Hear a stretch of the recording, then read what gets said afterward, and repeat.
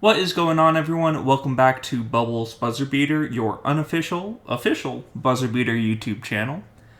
I know that today was the last day of the season for many people. If you were a manager who was in the finals, the game 3 of the finals was today. So if you were able to win that game, just like my Utopia team was, thankfully, congratulations on your promotion, or if you're in the top league for your nation, congratulations on the championship. And if you are one of the managers who unfortunately lost Game 3 of the finals or wasn't able to promote or win your league like you were hoping, I wish you the best of luck next season, and I hope you come back stronger in Season 59. So, today I wanted to talk about something that not a lot of people dig a whole lot into, but with the help of BB Justin, I was able to do like a deep dive on the dual citizenship for Utopia draftees. And in this, I'll talk about, just kind of the history of dual citizenship and how it works and the theory behind it. And then also show the statistics for each and everyone's nation and how lucky or unlucky you've been with dual citizenship since it's been implemented into BuzzerBeater. So, starting off, I guess, with just a short history of dual citizenship and how it came to be. Utopia actually started in Season 27, but all of the Utopia draftees from Seasons 27 through 52 all spawned with only Utopia citizenship. So, there was no dual citizenship yet. They all just spawned with Utopia citizenship, and I know that when Utopia was started, there was a lot of talk about whether or not there's going to be national teams or U21 national teams for Utopia, or how exactly the international scene would work for it. And then, as there were more and more suggestions about the Utopian national teams, Utopia draftees as a whole, and then just overarching kind of the problem of how micronations don't have a lot of draftees, and in doing so don't have a lot of available players for international competitions. In Season 53, BuzzerBeater took some of the suggestions that they heard and they introduced the dual citizenship for all players drafted by Utopian teams.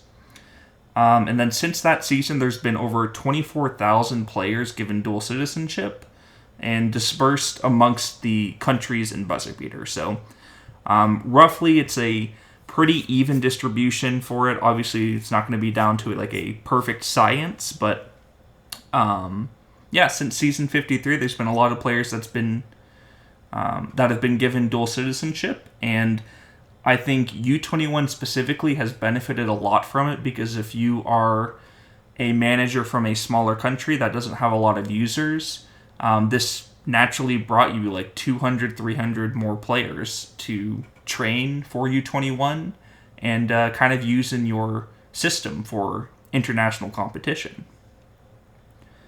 So now getting into the statistics of it, this is going to be just the kind of the main points right here, and then in the background I'll probably have the video playing, just kind of showing.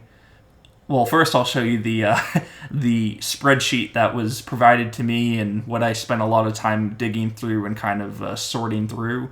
And then I'll also do my spreadsheet that looks at the, players and nations as a whole as to how many players you've gotten through dual citizenship, and then also looking at the Hall of Fame or potential players.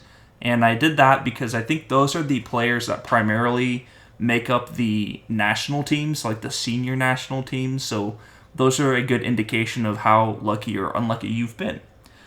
It'll not encapsulate like how many 8-9 potential players that have been usable for better international games either, but I think it's a good kind of starting point and kind of gives a good overview of what you're looking at.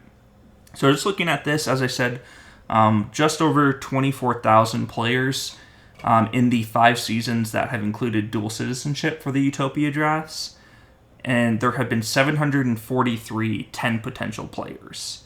So if you break that down based on the countries and what that looks like for averages, then it's about 247 players per country that gets dispersed, and then about 7 or 8 10 potential players through that span. So a little bit over 1 a season is the average for 10 potential players, which you'll see is normal for many of the nations, and then there are some teams that got a little bit screwed, and some teams that got very, very lucky. So the lows right here, so the nation that received the lowest number of players so far through the dual citizenship Utopia drafts is Chile, with only 191 players.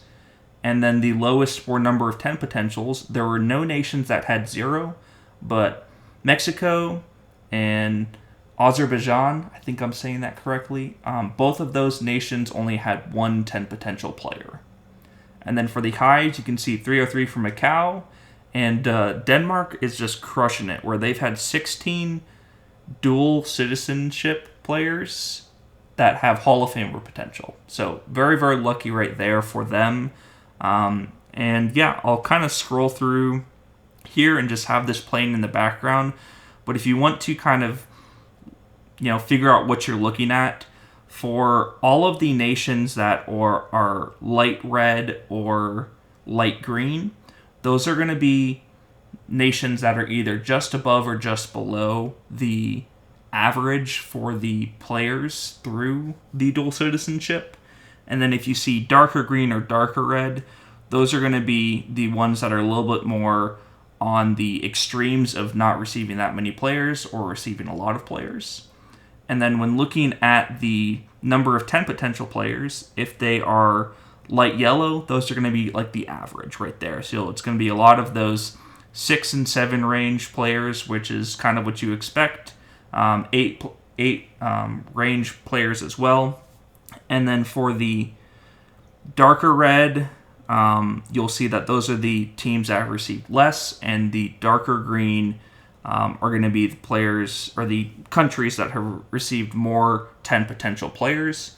Finally, with the blue are going to be like the luckiest countries that ever received the most 10 potential players through the dual citizenship. So, as I said, I won't talk like individually about every country because that would just take forever, but it will be playing in the background. And if you want to pause it and look at your own specific country's statistics, definitely feel free to do so. Getting back to just the extremes and what I call the luckiest or unluckiest countries based on dual citizenship. The luckiest right here, as you can see, Denmark, very, very lucky with 16 Hall of Famer potential draft fees. And then Macau, Tunis, Paraguay, Malaysia, Saudi Arabia, all pretty good as well with 13 or higher. So those are the ones where you can think about it through the 5 years, they're getting 2 to 3, if not more for Denmark, but 2 to 3 Hall of Fame players through this process, which is really nice for them. And now going to the unluckiest dual citizen countries, you'll see a lot more listed here, but this is going to be the list of countries that have only received 3 or fewer Hall of Fame potential draftees through the dual citizenship process. And naturally, I think this should, over, hundreds of seasons even out to about what you'd expect. Since you're only 5 seasons deep, there's going to be a little bit more parity than if you are looking at it from a larger scope of more seasons. But these are the countries that haven't benefited the most. So that is what I had to talk with you about today, was just the dual citizenship and kind of digging into the statistics as to, what has actually been drafted and is this benefiting micronations. I would say that it definitely does, just based off of a lot of these smaller countries that don't have any users or just have a handful of users are still getting 40, 50 players that are usable for U21 and national teams later on. I think that is incredibly beneficial and overall just a really nice addition to BuzzerBeater.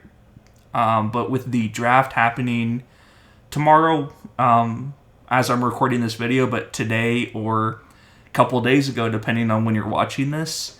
I hope the Season 58 draft treats you well. I hope you were able to get that 5.5 A+ prospect that you had at the top of your list. And I hope that we get more fun dual citizenship players, because they are, as I said, one of my favorite aspects of BuzzerBeater that have been added into the game recently. So until next time, guys, I appreciate it, and you guys have a good one. Bye.